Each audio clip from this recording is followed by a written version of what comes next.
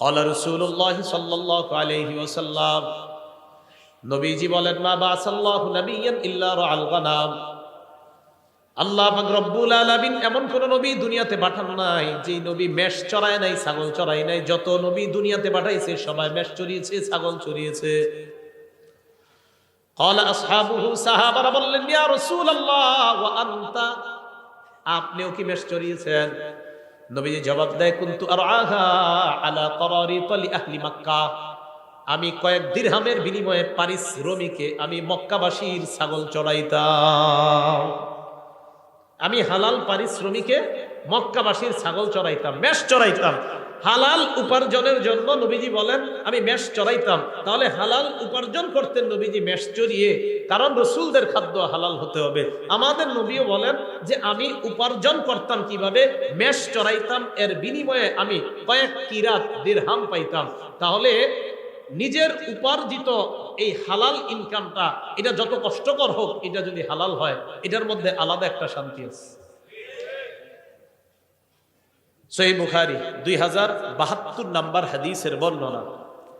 আনিল মিকদাম রাদিয়াল্লাহু তাআলা আনহু قال قال رسول الله صلى الله عليه وسلم, মিকদাম রাদিয়াল্লাহু তাআলা আনহুর বর্ণনা, রাসূলুল্লাহ সাল্লাল্লাহু আলাইহি ওয়াসাল্লাম বলেন, হাদিসের অনুবাদটা মন দিয়ে শুনেন, মা আকালা আহাদুন তাআমান কাত্তু খায়রাম মিন আইয়া আকুলা মিন আমালি ইয়াদিহি, কোন মানুষ তার হাতের উপার্জিত হালাল খাদ্যের চাইতে উত্তম খাদ্য আর কখনো খায় না।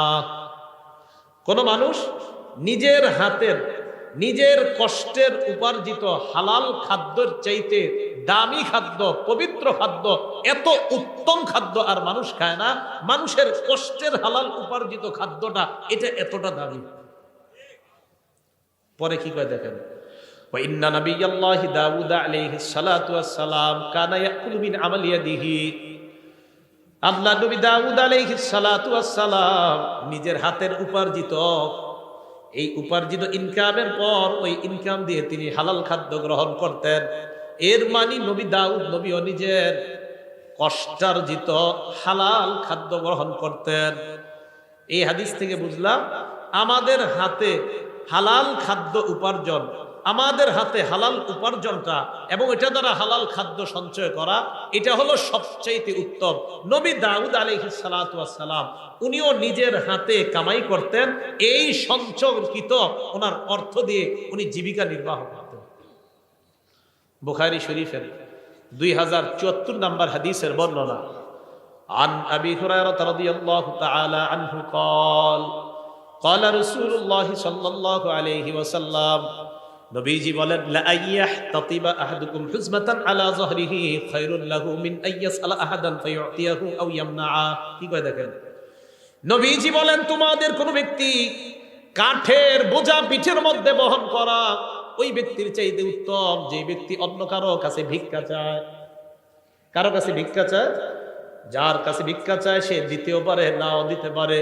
আল্লাহ নবী কয়, ভিক্ষা চাওয়ার চাইতে কাঠ বহন করে তুমি পিঠের উপর কাঠ বহন করবা, ওই কাঠ তুমি বিক্রি করে হালাল উপার্জন করবা। আমি নবীর কাছে ওই ভিক্ষার চাইতে এই পেশা অনেক বেশি দামি। সহিহ বুখারী 2075 নম্বর হাদিস। এই হাদিসের বর্ণনাকারী জুবাইর ইবনুল আওয়াম রাদিয়াল্লাহু তাআলা আনহু।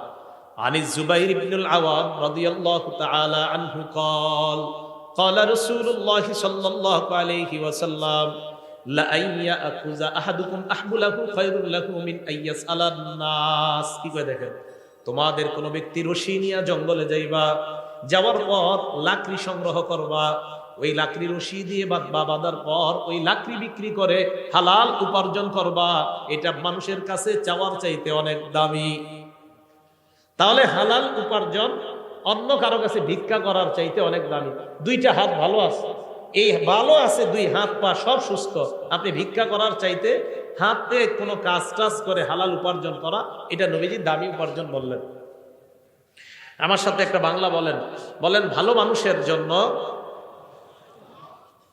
ভালো সম্পদ কতই না উত্তম।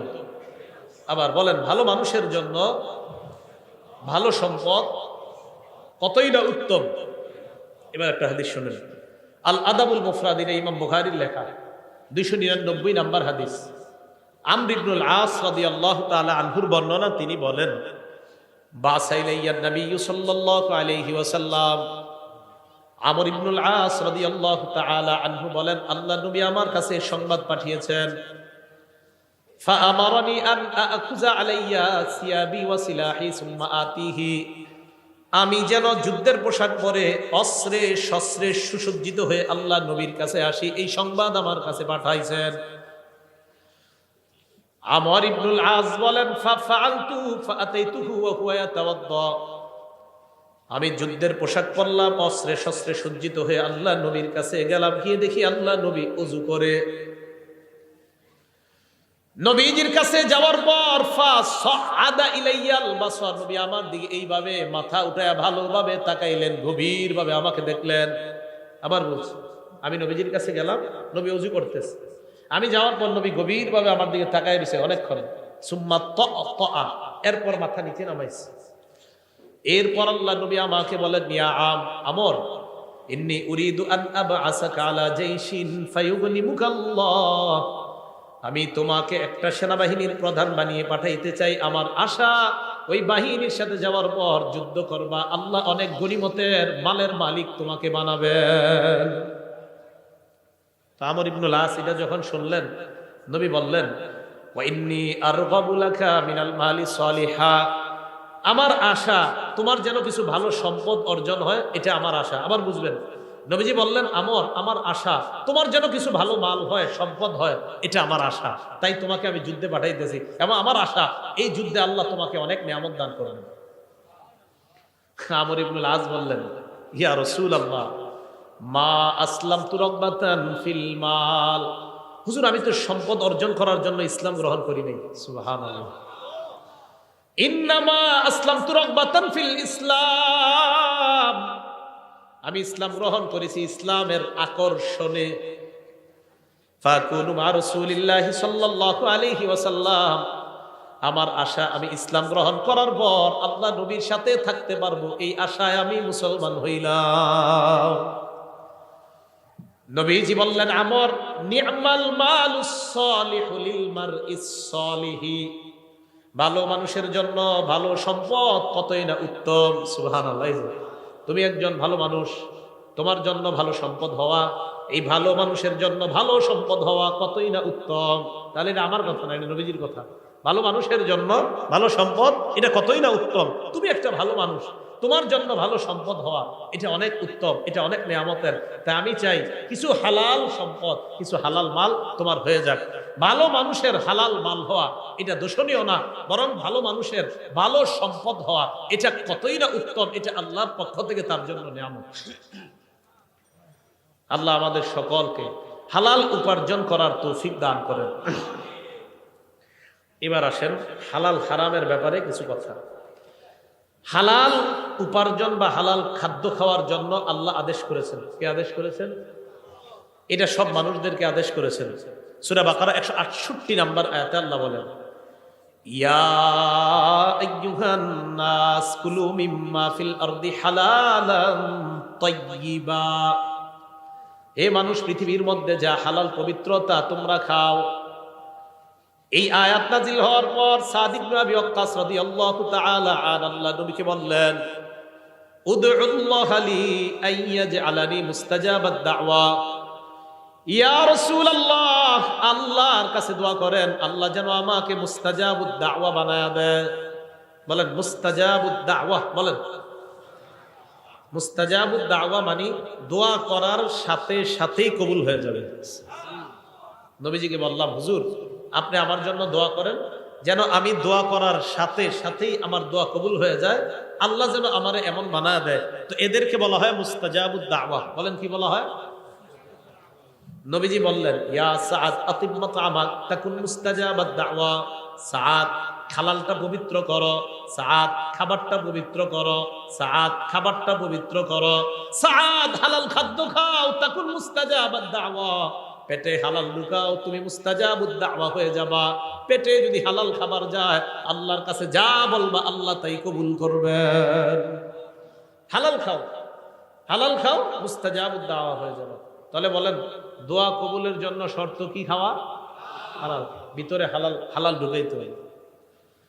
সূরা নাহল 114 নম্বর আয়াত আল্লাহ বলেন, ফাকুলু মিম্মা রাযাকাকুমুল্লাহু হালালান তাইয়্যিবা। আল্লাহ যে রিজিক তোমাদেরকে দিয়েছেন তা থেকে পবিত্র হালাল যে রিজিক তা তোমরা গ্রহণ করো। ওয়াশকুরু নি'মাতাল্লাহ, এবং আল্লাহর নিয়ামতের শুকরিয়া আদায় করো। বলেন আমার সাথে, হালাল খাবো, বলেন আর আলহামদুলিল্লাহ বলবেন। হালাল খাবো, শুকরিয়া আদায় করবেন।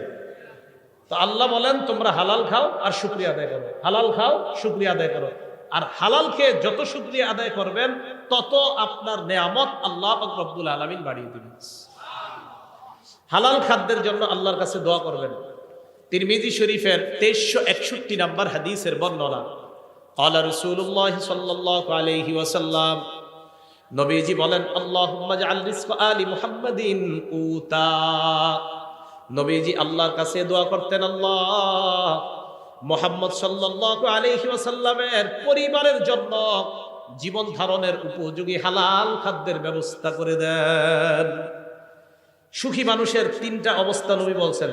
একজন মানুষের মাঝে 3 গুণ পাওয়া গেলেই সে সুখী। বলেন কয় গুণ? 3টা গুণ যদি আগামীকাল সকালে আপনার মাঝে পাওয়া যায় তাহলে বুঝবেন আগামীকাল আপনি সুখী। কয় গুণ? হ্যাঁ, কালকে পাওয়া গেলে কালকেই সুখী। দলিল তিরমিজি শরীফের 2346 নম্বর হাদিসের বর্ণনা, 2346। ক্বালা রাসূলুল্লাহ সাল্লাল্লাহু আলাইহি ওয়াসাল্লাম, নবীজি বলেন, মান আসবাহা মিনকুম আমিনান ফি সিরবিহি।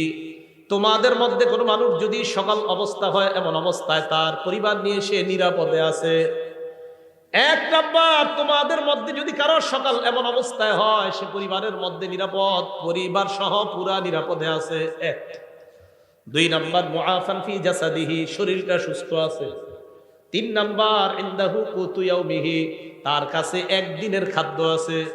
বলেন তো, 1 নাম্বার পরিবার নিয়ে সুখে আছে, 2 নাম্বার সুস্থ আছে, 3 নাম্বার কয়দিনের খাবার?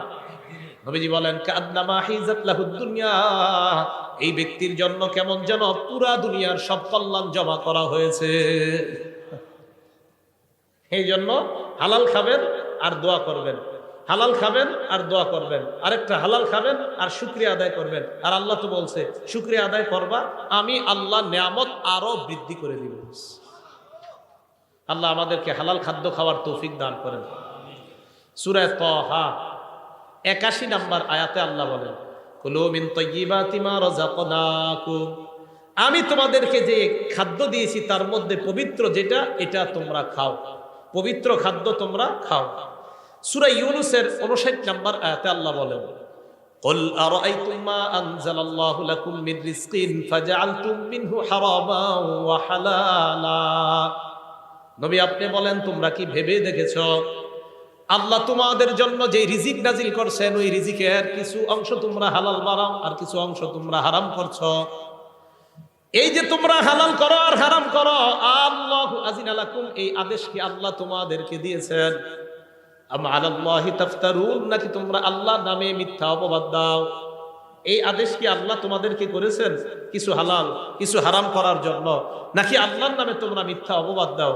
আমাদের সকলকে আমরা যেন হালালকে হালাল হিসাবে গ্রহণ করি, হারামকে হারাম হিসাবে গ্রহণ করতে পারি, আল্লাহ তৌফিক দান করেন। সহিহ বুখারী 2059 নম্বর হাদিসের বর্ণনা। এই হাদিসটা আমাদের বর্তমান যুগের সাথে আমরা মিলাই দেখেন কি বলে নবীজি। আল্লাহুম্মা লাকাল হামদু ওয়া লাকাশ শুকর। عن أبي هريرة رضي الله تعالى عنه قال قال رسول الله صلى الله عليه وسلم, আবু হুরায়রা রাদিয়াল্লাহু তাআলা আনহুর বর্ণনা, নবীজি সাল্লাল্লাহু আলাইহি ওয়াসাল্লাম বলেন, ইয়াতি আলান নাসি জামান, মানুষের উপর এমন একটা সময় আসবে, লা ইউবালিল মারউ মা আখাযা মিনহু, মানুষ যাচাই বাছাই করবে না কোত্থেকে সে উপার্জন করে, আমিনাল হালালি আমিনাল হারাম। নবীজি বলেন এমন একটা সময় আসবে যে সময় মানুষ পরোয়া করবে না, হালাল কামাই করলো না হারাম কামাই করলো পরোয়া করবে না, পকেটে আসলেই হয়, হালাল হোক আর হারাম হোক এটা পরোয়া করবে না। এই যুগ নবী বলছে আসবে। আপনারা বলেন এটা কি আসবে? তাখরিজু শরহি সুন্নাহ একটা কিতাব। এই কিতাবের 4113 নম্বর বর্ণনা। আন আব্দুল্লাহ ইবনে মাসউদ রাদিয়াল্লাহু তাআলা আনহু قال আব্দুল্লাহ ইবনে মাসউদ রাদিয়াল্লাহু তাআলা আনহুর বর্ণনা, তিনি বলেন, ইয়া আইয়ুহান নাস ইত্তাকুল্লাহ, হে মানুষ তোমরা আল্লাহকে ভয় করো, রিজিক অন্বেষণে তোমরা মধ্যপন্থা অবলম্বন করো। এবার যেটা বলবো অনুবাদটা মন দিয়ে শুনেন, কি কয় দেখেন। লা ইয়াহমিলান্নাকুম ইস্তিবতাউর রিজকি আন তাতলুবু